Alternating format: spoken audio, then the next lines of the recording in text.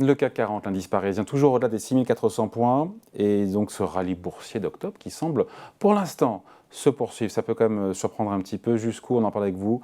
Xavier Patrolin, bonjour pour Albatros Capital. Bonjour David. Et je me pose la question parce qu'il y avait ces rumeurs de desserrement de politique zéro Covid en Chine. Manifestement, c'est ce qui a soutenu les marchés vendredi. Ça ne serait pas aussi simple que ça, selon ce qui nous vient de Pékin. Il y a les propos de la Fed quand même qui nous dit en gros que les hausses de taux ne sont pas terminées. C'était confirmé par beaucoup d'officiels de la Fed. Ce n'est pas terminé. La phase de resserre monétaire va durer. Et en même temps, voilà, tout ça est bout à bout. On est à 6400 points, pépouze, comme on dirait. Oui, mais j'en avais parlé, je crois, il y a 2 mois, il y a une espèce d'illusion nominale sur le marché. Juste, pas pour compliquer le débat, mais juste pour que tu aies un ordre d'idée de ce qui s'est passé depuis le début de l'année. Si on prend le consensus sur 2022, 2023 et 2024, c'est beaucoup plus récent, et on prend la situation au 31 décembre de l'année dernière et la situation à aujourd'hui, tous les agrégats, je parle des sociétés françaises, mais c'est globalement valable en Europe, moins en Allemagne, mais en tout cas c'est valable en France, tous les agrégats ont été révisés à la hausse. Chiffre d'affaires, globalement entre 8 et 9%. C'est énorme. Donc ça, c'est l'illusion nominale, c'est l'inflation, c'est la baisse de l'euro aussi qui impacte les résultats, le chiffre positivement.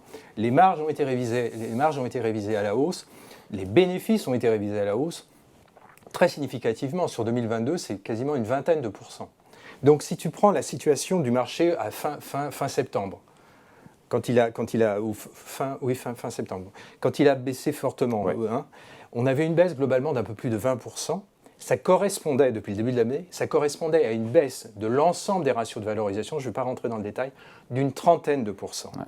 Donc tu peux très bien avoir une remontée du marché, mais toujours avoir des ratios de valorisation qui sont en baisse significative depuis le début de l'année. Alors, pour répondre à ta question, où est-ce que peut aller le marché ? Il a devant lui quand même où est-ce qu'il peut aller, et surtout, comment on explique qu'on en soit là aujourd'hui ? Parce qu'on a quand même des propos de Jay Powell qui n'incitent pas. Alors, on a compris que les prochaines hausses seront moins violentes que celles qu'on a jusqu'à présent. Mais quand même, ça va durer plus longtemps que prévu, à un niveau absolu en fin de parcours de taux plus haut que prévu. Le zéro Covid en Chine, c'est pas terminé. Ça mérite tout ça qu'on soit à 6004 ? Mais alors, tu as eu 2 événements quand même sur fin septembre et octobre. Fin septembre, tu as eu quelque chose d'incroyable qui s'est passé sur la dette anglaise du Royaume-Uni.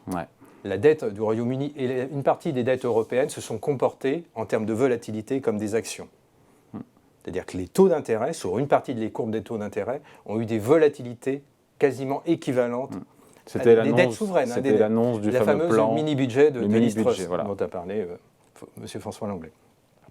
Donc ça a impacté en termes de primes de risque l'ensemble des marchés financiers mondiaux, mais particulièrement les marchés européens, et pas uniquement les marchés obligataires, les marchés actions. Donc tu as eu une remontée des primes de risque. Mais tu as un deuxième événement qu'il ne faut pas minorer, qui n'est pas de l'ordre de la macroéconomie, qui sont les publications de résultats. Et tu observes quasiment le même phénomène entre juillet et octobre. En juillet, que s'est-il passé à partir du 14 juillet, au moment des publications, fête nationale, mais au moment des publications de résultats? Le marché attendait des révisions baissières. Il n'a pas eu des révisions baissières. Il y a eu quelques warnings, mais très peu. Même chose au cours du mois d'octobre. On a des publications de résultats sur le 3e trimestre qui sont globalement...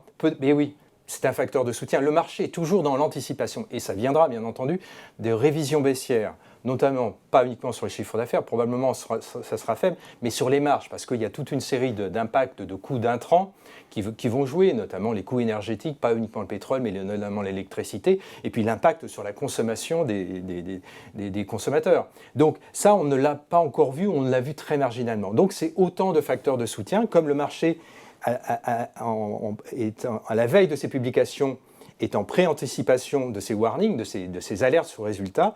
Il en voit globalement très peu. Commence à en voir un peu plus aux États-Unis, mais il en voit très peu sur le marché, sur les valeurs européennes. Ça, c'est un effet de. Et donc, si tu veux. Et donc, ça le justifie. Et oui, dans le cocktail, dans l'instant, oui, en termes transitoires, ça justifie, bien entendu, parce que tu as des valorisations qui sont très basses. Très basse comparée à ces 20 dernières années, en termes de price earning, mais d'autres ratios de valorisation, et des earnings, des bénéfices nets par action qui, pour l'instant, ne refluent pas. Et donc, globalement, tu as, en termes de comparaison par rapport aux obligations, tu as des rendements qui sont relativement protecteurs à ce stade. Mais les marchés, je te coupe, les marchés actions peuvent tenir même si, encore une fois, les banques centrales vont plus loin que les taux remontent. On voit quand même que la tech américaine est quand même bien dégustée. Même bien sûr, mais là, tu es sur des compartiments très fortement, très, très surévalués. Hein. La tech, François Langlais en parlait, la tech américaine est quand même était globalement très... Elle avait, si tu veux, ce qui incarne l'effet Covid a été porté par la tech américaine. Hein. La tech américaine, c'est stay at home, donc toutes les valeurs qui étaient Internet, toutes les valeurs qui permettaient la désintermédiation physique ont profité. Donc tu as eu des ratios, tu as eu des valorisations de l'ensemble de ce secteur qui ont quasiment été multipliées, en tout cas les capitalisations ont quasiment été multipliées par 2. Donc tu as un retour à la situation d'une certaine façon pré-Covid en termes de valorisation sur ce secteur. Ouais. On n'imaginait pas le CAC 40 à 6400 points, encore une fois. On a eu une discussion là-dessus. Oui, d'ailleurs, comme il y a des réseaux, il y a des gens qui peuvent s'exprimer sur Ecorama, il y avait des gens qui exprimaient leur désaccord complet sur ce point de vue. J'avais parlé à l'époque de latéralisation. Alors, il est vrai que la latéralisation, on a été un chouille plus bas parce qu'on a eu l'effet Liz Truss, d'une certaine façon, l'effet Royaume-Uni qui a fait. Donc, on est dans cette phase de force antagoniste. Hein, on ne peut pas avoir un rebond extrêmement puissant sans lever un certain nombre d'expectatives, de risques. Les risques, c'est ceux que tu mentionnes. Une inflation qui ne reflue pas.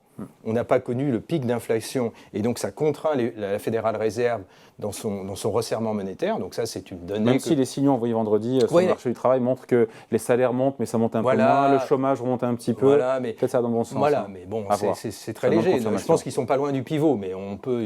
La Fédérale Réserve nous a montré tout récemment qu'elle pouvait être un peu une girouette et faire demi-tour assez rapidement. Donc il faut lever l'inflation, l'incertitude sur les politiques monétaires, et puis tu as les deux autres composantes qui sont essentielles. La Chine, une éventuelle modification de la stratégie sanitaire sur le Covid.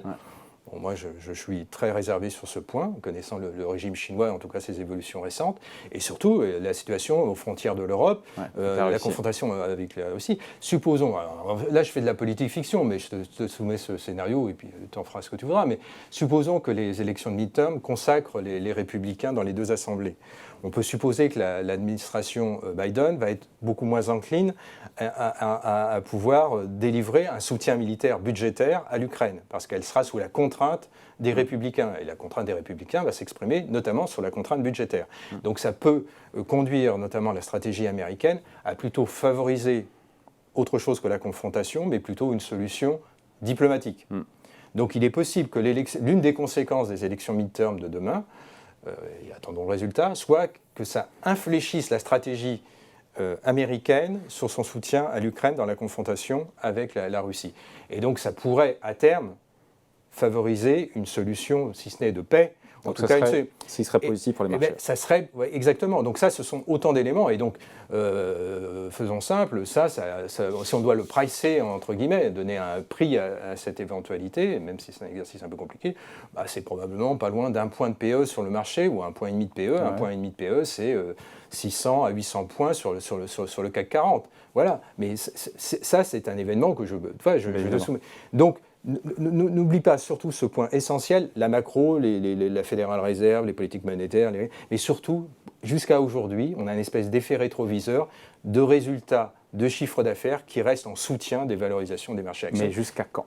Voilà, et le sujet exactement, c'est probablement 2023 où là, on va voir assurément des révisions et là, il y aura forcément des warnings à un moment ou à un autre. Allez, point de vue signé Xavier Patrolin pour Albatros Capital. Merci Xavier. Je t'en prie. Salut.